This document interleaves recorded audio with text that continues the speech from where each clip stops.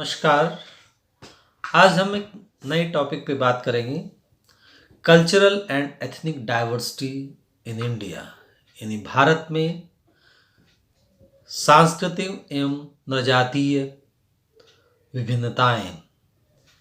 मैं doctor Ravindra Bansal, associate professor, Bareilly college Bareilly. इस topic पे बात करने से पहले कुछ किताब का जिक्र कर दें। एस.सी. दुबे, इंडियन सोसाइटी, इसका अवलोकन किया जा सकता है। Society in India, David Mandelbaum, Discovery of India, Jawaharlal Nehru, इनका भी अवलोकन किया जा सकता है। इसके साथ ही साथ काफ़ी हद तक हमको बहुत सारी जानकारी कुरुक्षेत्र मैगजीन, योजना मैगजीन, इनसे भी मिल सकती है। बात आती है सांस्कृतिक एवं नृजातीय विशेषताओं की, विभिन्नताओं की। भारत एक गांव का देश रहा है। भारत एक ऐसा देश रहा है जहां पर पूरा देश एक संस्कृति में बंधा जरूर है, लेकिन यहाँ पर पग पग पर अलग अलग व्यवहार दिखाई पड़ते हैं। अर्थात अनेक संस्कृतियों का एक मूल रूप दिखाई पड़ता है।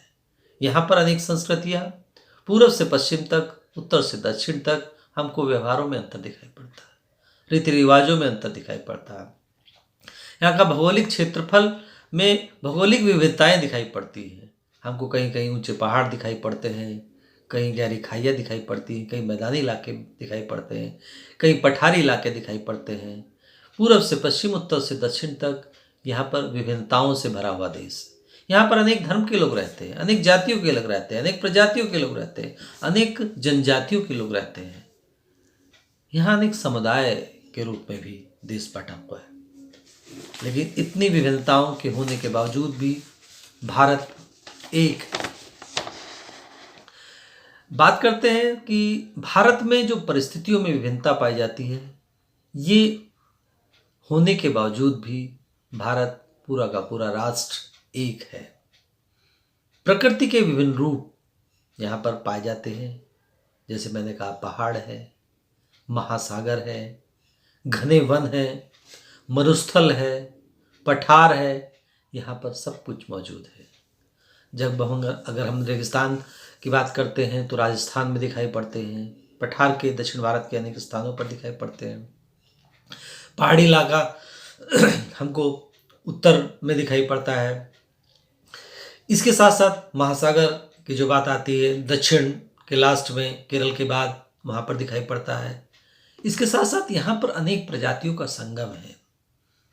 वर्तमान में कोई भी मूल प्रजाति जरूर नहीं है, लेकिन यहाँ अनेक प्रजातियाँ आई और यहीं पर संकर रूप में, मिश्रित रूप में स्थापित हो गई।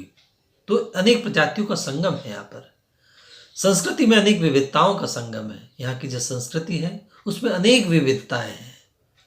इसके साथ साथ इस समय भारत में करीब 28 राज्य हैं और 9 केंद्र शासित प्रदेश है। और भारत में 3000 से अधिक जातियां हैं। जैसे कि मैंने पहले जिक्र किया था कि नदीम हसनैन साहब ने अपनी किताब में जिक्र किया 3743 तरह की जातियों का। इसके साथ साथ यहाँ पर अनेक प्रजातियां हैं, अनेक धर्म, हिंदू, मुस्लिम, सिख, ईसाई, जैन, पारसी, अनेक रीति रिवाज।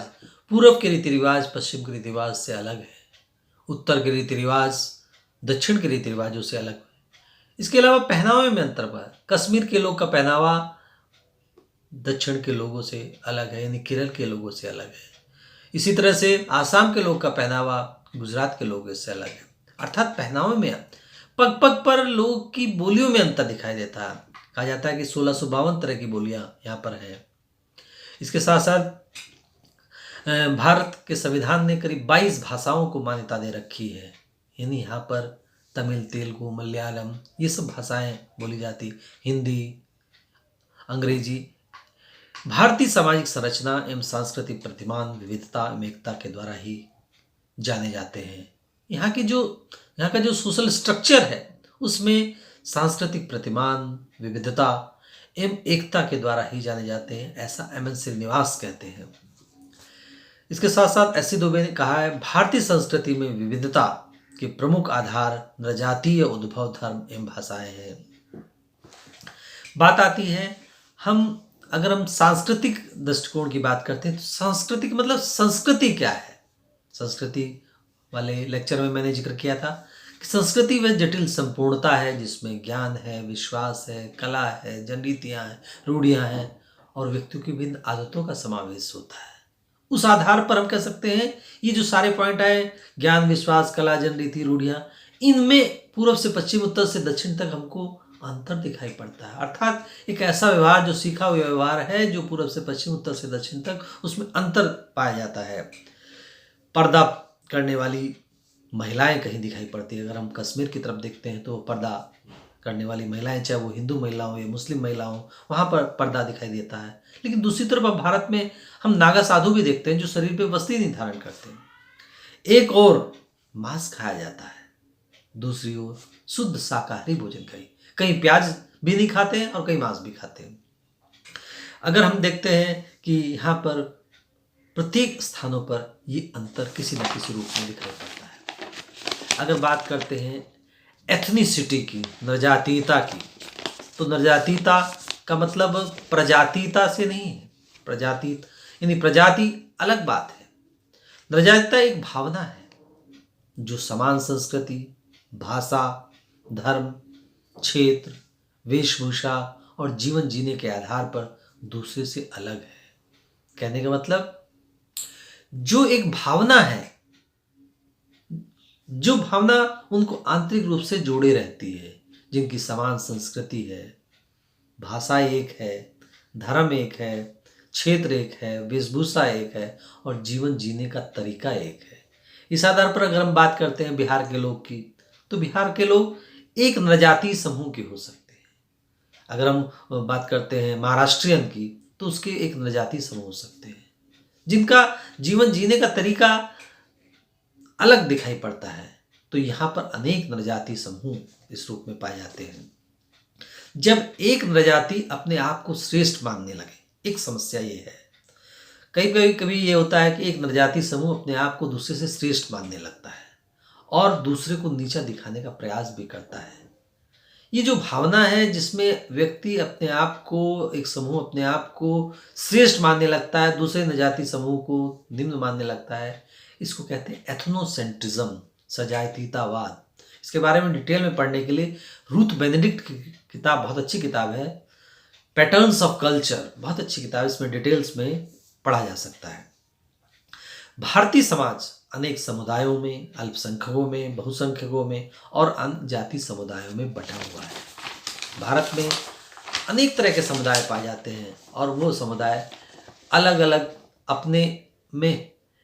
अपने आप को अलग मानते हैं, अलग रूप में वो एक रहते हैं। लेकिन जब देश की बात आती है, विविधता की बात आती है तो अलग बात, लेकिन जब देश की बात आती है तो सब एक है। भारत में इसको समझने के लिए इसके कई बिंदु हैं। खासकर नरजातीयता और सांस्कृतिक विविधताओं को समझने के लिए एक बात है भौगोलिक एवं क्षेत्रीय विभिन्नता है। जैसे कि मैंने कहा, पूर्व से पश्चिम, उत्तर से दक्षिण तक भारत में विविधता ही पाई जाती है भौगोलिक आधार पर। भारत का क्षेत्रफल लगभग 32,87,263 वर्ग किलोमीटर क्षेत्र में भारत फैला हुआ है। हिमालय से लेकर दक्षिण के उष्णकटिबंधीय सघन वनों तक फैला है।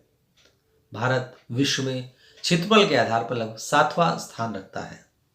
यहाँ पर हमने जैसे जिक्र किया 28 राज्य, 9 केंद्र शासित प्रदेश हैं। राजस्थान में मरुस्थल है, असम में घनी वर्षा होती है। मतलब एक स्थान पर हम देख रहे हैं मरुस्थल है और वही दूसरी स्थान पर हमको घनी वर्षा दिखाई देती है। यहाँ पर 4 ऋतुएं साल भर में रहती हैं। शीत ऋतु जनवरी से फरवरी कह सकते हैं, ग्रीष्म ऋतु मार्च से मई कह सकते हैं, वर्षा ऋतु जून से सितंबर कह सकते हैं, उत्तर पूर्वी मानसून का मौसम अक्टूबर से दिसंबर के बीच। इस तरह से यहाँ पर 4 ऋतु है, यानी एक तरह से एक देश के अंदर 4 तरह का मौसम अलग अलग समूह में दिखाई पड़ता है। इसके साथ साथ 4 खंड है। विस्तृत पर्वतीय क्षेत्र, यहाँ पर बहुत विस्तृत क्षेत्र में पर्वतीय क्षेत्र फैला हुआ है। दूसरा है सिंधु और गंगा का मैदान है, यहाँ पर रेगिस्तानी क्षेत्र है और दक्षिणी प्रायद्वीप क्षेत्र है। विविधताओं के रूप में हम यहाँ पर देखते हैं भाषा, धर्म, पूजा विधि आदि। पूर्व से पश्चिम की लंबाई अगर हम देखते हैं तो 2933 किलोमीटर है। इसी तरह से उत्तर से दक्षिण की लंबाई 3214 किलोमीटर है। यहाँ पर अगर हम इसकी भूमि सीमा की बात करते हैं तो 15,200 किलोमीटर इसकी भूमि सीमा है। इसके साथ साथ भूमिपुत्र पुत्र का सिद्धांत यहाँ पर पाया जाता है। ये जो भूमिपुत्र का सिद्धांत है ये वास्तव में यही एक तरह से क्षेत्रीयवाद की तरफ दिखाता है। मतलब ये बात कहा जाता है उस धरती पे हम पैदा हुए हैं। ये कंसेप्ट खासकर राजनीतिक दलों में बात कही जाती है, खासकर भाषण के दौरान। उस भूमिपुत्र ये यहाँ का भूमिपुत्र है। इस आधार पर एक पर्टिकुलर क्षेत्र के लोग आपस में ये बात करते हैं हम यहाँ की संतानें हैं। देश की संतान कहना चाहिए, लेकिन कुछ लोग इस भूमिपुत्र वाली बात जो कहते हैं, जिसके कारण क्षेत्रवाद की बातें दिखाई देती है, जो देश के विकास में एक तरह से कभी कभी बाधा पैदा करती है। इसके साथ साथ अगर हम दूसरे बिंदु बात करें धार्मिक विविधता का जो दृष्टिकोण है, भारत में हिंदू, मुस्लिम, सिख, ईसाई, बौद्ध, जैन और पारसी, यहाँ पर अनेक धर्म के लोग पाए जाते हैं। इसमें सबसे ज़्यादा संख्या हिंदुओं की है। 2001 के डाटा ये कहते हैं कि यहाँ पर करीब 80.5% हिंदू हैं, मुस्लिम 13.4% है, ईसाई 2.33% है, सिख 1.84% है, जैन 0.40, बौद्ध 0.8 और अन्य 0.73। वर्तमान समय में इनका परसेंटेज चेंज भी हुआ है। लेकिन अगर हम यहाँ पर देखें हिंदू और मुस्लिम मेन धर्म के लोग हैं, यानी मुख्य रूप से हिंदू हैं, यानी जो 80% के आसपास है, और मुस्लिम 13% के आसपास। इस आधार पर यहाँ पर हिंदू और मुस्लिम और अन्य धर्मों के आधार पर विविधताएं पाई जाती हैं। एक देश, एक ऐसा देश जिसमें अनेक धर्म के लोग, अगर हम दूसरे देशों की बात करते हैं वहाँ पर इतनी अधिक विविधताएं नहीं हैं जितने कि भारत में है, और यहाँ पर प्रत्येक धर्म के लोग का उचित सम्मान भी है। इसके साथ साथ भाषाई विविधता भी पाई जाती है। मैंने जिक्र किया था 1652 तरह की बोलियां हैं। अगर हम पूर्व से पश्चिम, उत्तर से दक्षिण तक जाते हैं तो पग पग पर हमको बोली में अंतर दिखाई पड़ता है। कभी कभी तो हम ध्यान देते हैं कि 10-10 किलोमीटर, 20-20 किलोमीटर में, 50-50 किलोमीटर में बोली में अंतर पाया जाता है। लेकिन इतनी विविधताएं होने के बाद भी एक व्यक्ति दूसरे की भाषा को अच्छी तरह से समझ लेता है, उसको एहसास हो जाता है कि ये बात कहना क्या चाहता है। कहने का मतलब यहाँ पर अनेक भाषाओं को उचित सम्मान भी है। भारत के संविधान ने 22 भाषाओं को मान्यता भी दी है। इरावती कर्वे ने इसको समझाने के लिए अनेक भाषा परिवारों का जिक्र किया है, जिसमें भारतीय यूरोपीय परिवार, जिसमें पंजाबी है, सिंधी है, हिंदी, बिहारी, बंगला, असमिया, राजस्थानी, गुजराती, मराठी, उड़िया, कश्मीरी, ये भारतीय यूरोपीय परिवार है। एक है द्रविड़ परिवार, इसमें तमिल, तेलुगु, कन्नड़, मलयालम, कोडम, ये एक तरह से द्रविड़ परिवार है। ऑस्ट्रो एशियाई परिवार, जिसमें मुंडारी है, जुआंग, भूसिया है, संथाली है, खासी है।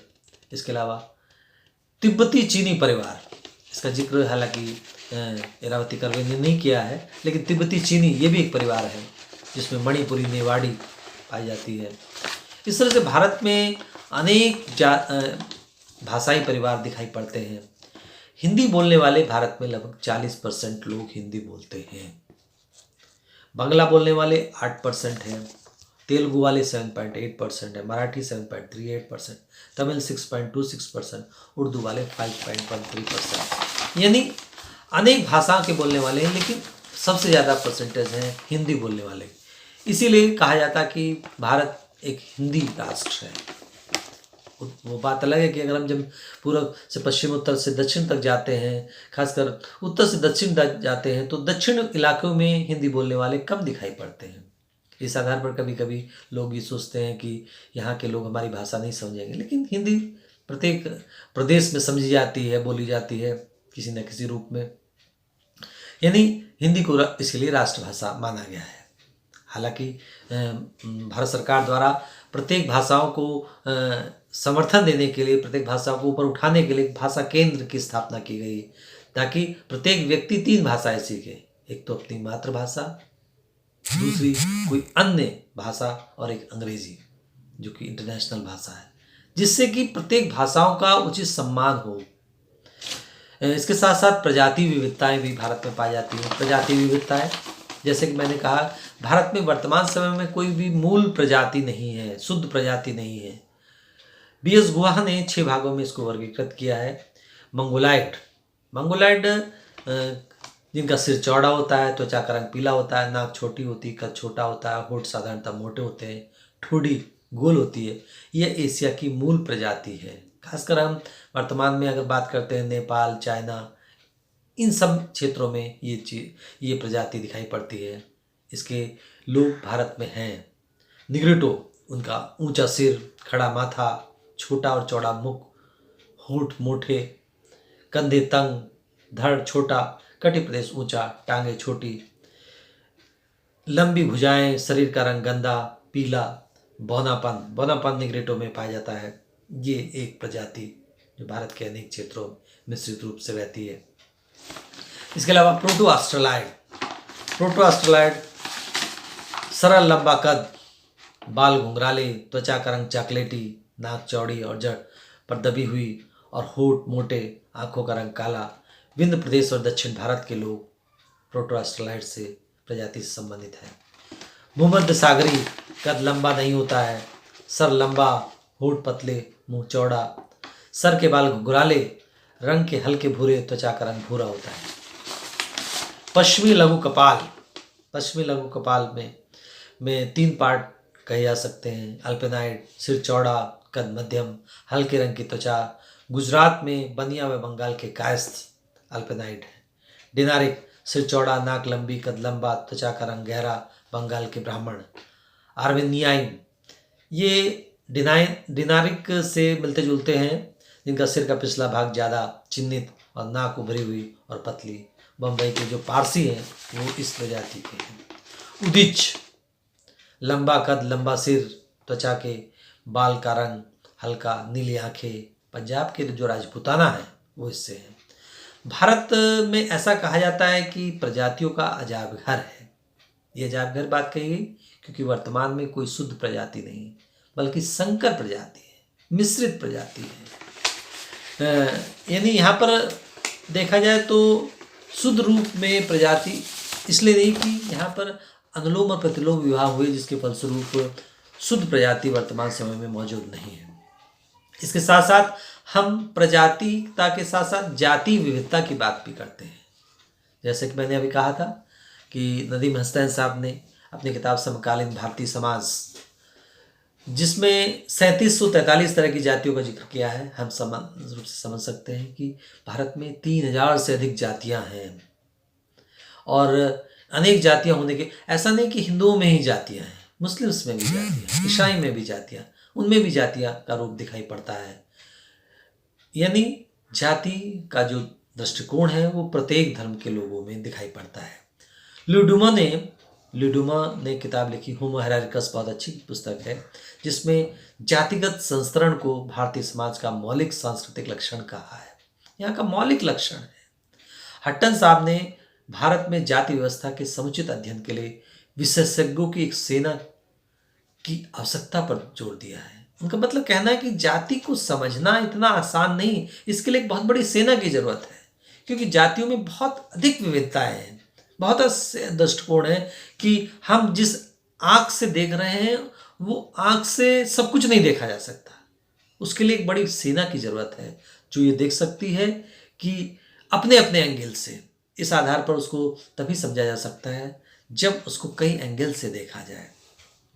हिंदू, मुस्लिम, ईसाई आदि सभी में जाति व्यवस्था से प्रभावित हैं। देश के आज़ाद होने के बाद पारंपरिक जो संरचना है उसमें परिवर्तन तो हुआ, लेकिन अनेक जाति संघों के बनने से जातिवाद को बढ़ावा भी मिला। मतलब जो स्ट्रक्चर है उसमें चेंज तो दिखाई दिया, लेकिन उसके साथ साथ अनेक जाति संघ बन गए और वर्तमान में जो जातिवाद की तरफ इंगित करते हैं। खासकर जातिवाद को समझने के लिए एक किताब एम.एन. श्रीनिवास की ध्यान आ रही है, कास्टिज्म एंड अदर एसेज, बहुत अच्छी पुस्तक है। उसमें जातिवाद पे काफ़ी जानकारी है। और इसके अलावा social change in modern India, इसमें भी आपको एम.एन. श्रीनिवास की पुस्तक है, इसमें भी काफ़ी जानकारी मिल सकती है। बिहार में जो स्वर्ण जातियाँ हैं, स्वर्ण जातियों द्वारा हरिजनों पर जो अत्याचार है वो दिखाई पड़ते हैं। अपनी जाति को श्रेष्ठ और अन्य के आधार पर अन्य के को निम्न मानना जो बातें कही जाती हैं वो जातिवाद में इंगित करती है। इसके साथ साथ ये दृष्टिकोण भी दिखाई पड़ता है कि अंतर विवाह के नियम का पालन मुस्लिम उच्च जातियों में भी किया जाता है। अंतर विवाह का जो दृष्टिकोण है जो हिंदुओं में विशेष रूप से होता है ये मुस्लिम्स में भी दिखाई पड़ता है। इसके अलावा अनुलोम विवाह भी होता है। जब लड़की अपने बराबर की जाति का लड़का अगर मिलता है, खासकर अनुलोम और या प्रतिलोम विवाह उस समय होते हैं जब अपनी पर्टिकुलर कास्ट में कोई लड़का नहीं मिलता है लेकिन अपने ही समान कोई दूसरी जाति है तो उसमें अगर लड़का मिल रहा है अच्छा तो वहाँ अनुलोम विवाह हो सकता है। ईसाइयों में भी जातियों का संस्करण भारत में पाया जाता है। कैथोलिक ईसाई, सीरियल ईसाई, प्रोटेस्टेंट ईसाई, निम्न प्रोटेस्टेंट्स ईसाई से संबंधित जातियाँ पाई जाती हैं। आज हालांकि जाति संबंधी विभेदों को कानूनी रूप से समाप्त कर दिया गया है लेकिन फिर भी हम ये देखते हैं भारत के अनेक क्षेत्रों पे, खासकर बिहार में, उत्तर प्रदेश में जाति संघर्ष बहुत होते हैं और इन जाति संघर्षों के कारण कभी कभी जाति की राजनीति भी दिखाई पड़ती है जिसके कारण अव्यवस्था फैलती है। लेकिन उसके बावजूद भी भारत में फिर भी एकता का दृष्टिकोण किसी न किसी रूप में दिखाई पड़ता है। इसके साथ ही साथ जाति विविधता के साथ साथ जनजाति विविधता भी दिखाई पड़ती है। हालांकि जनजाति के लोग आधुनिक सभ्यता से दूर हैं, वो जंगलों में रहते हैं, वो हमारे शहरी समाज में नहीं रहते हैं, हमारे आसपास के गांव में नहीं रहते क्योंकि उनका क्षेत्र निश्चित है, वनों का क्षेत्र है। उनकी भाषा भी अलग है, उनकी जो पूजा करने की विधि है वो भी अलग दिखाई पड़ती है। हमारी पूजा से वो अलग दृष्टिकोण रखते हैं, उनकी संस्कृति अलग है। लेकिन भारतीय संविधान में इनकी संख्या बहुत ज़्यादा नहीं है, 200 से अधिक है। हालांकि भारत में मध्य क्षेत्र में, उत्तरी पूर्वी क्षेत्र में, दक्षिणी क्षेत्र में और पश्चिमी क्षेत्र में ये वन्य जातियाँ पाई जाती हैं। भारत में अनेक जनजातियों पर संस्कृतिकरण की प्रक्रिया से गुजर रही हैं, यानी पर संस्कृतिकरण की प्रक्रिया से कहने का मतलब वो जातियाँ, वो जनजातियाँ हमारे संपर्क में आ रही हैं, हमारी संस्कृति को ग्रहण करने का प्रयास कर रही हैं। या कहा जाए सरकार द्वारा किए जा रहे डेवलपमेंट से उनके क्षेत्र में जो डेवलपमेंट किया जा रहा है उससे यहाँ के लोग उनके संपर्क में आ रहे हैं, वो हमारे संपर्क में आ रहे हैं, वो हमारी संस्कृति को ग्रहण करने का प्रयास कर रहे हैं, उस प्रोसेस में चल रहे हैं।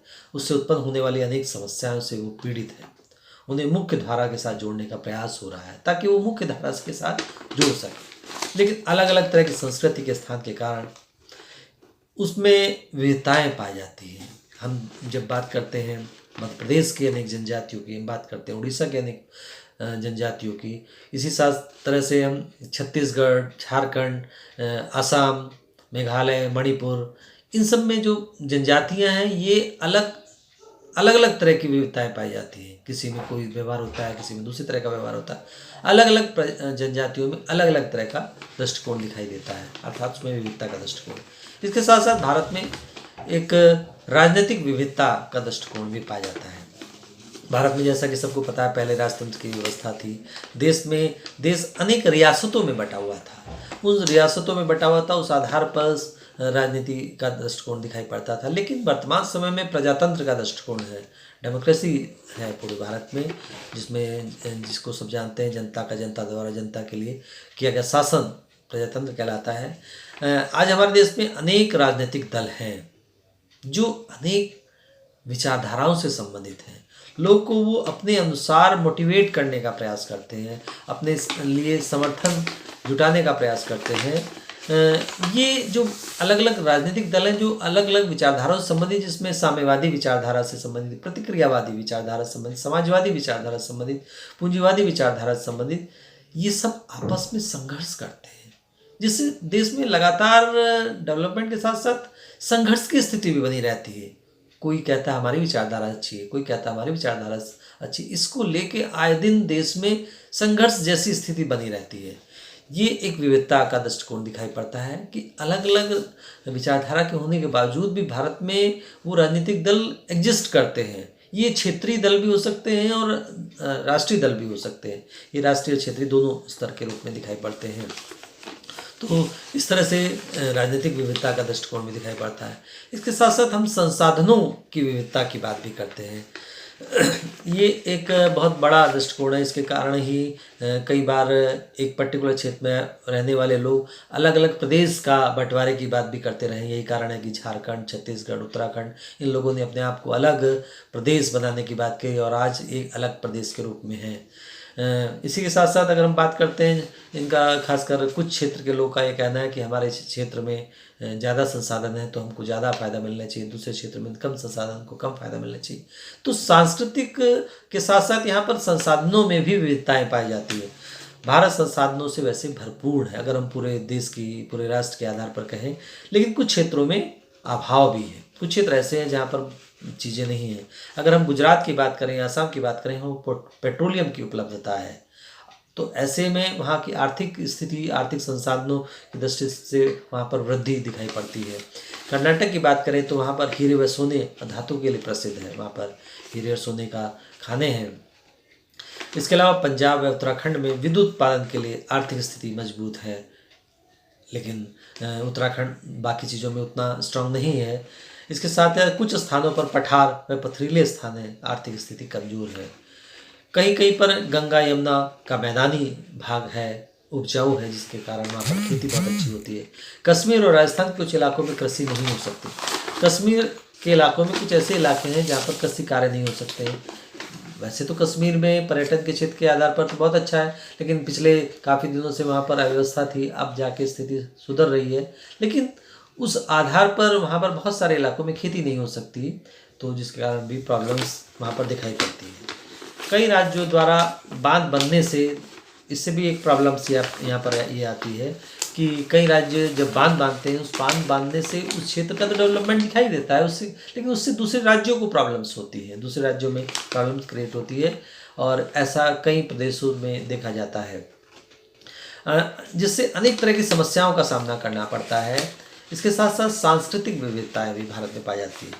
उत्तर भारत में सिंध, पंजाब, कश्मीर, दिल्ली, उत्तर प्रदेश, मध्य प्रदेश, बिहार, बंगाल, असम, राजस्थान, उत्तराखंड, गुजरात में ब्राह्मणों में कुलीन विवाह व अनुलोम विवाह का प्रचलन पाया जाता है।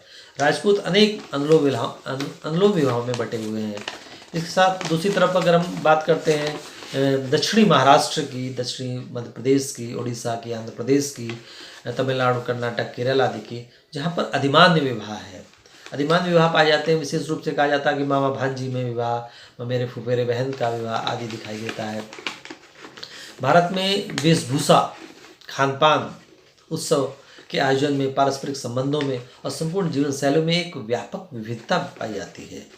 एस.सी. दुबे ने इस बारे में कहा है कि क्षेत्रीय रीति रिवाजों, स्थानीय परंपराओं और पश्चिमी संस्कृति से उत्पन्न होने वाले प्रभावों के आधार पर विभिन्न समुदायों में सांस्कृतिक विविधताएं भिन्न हैं।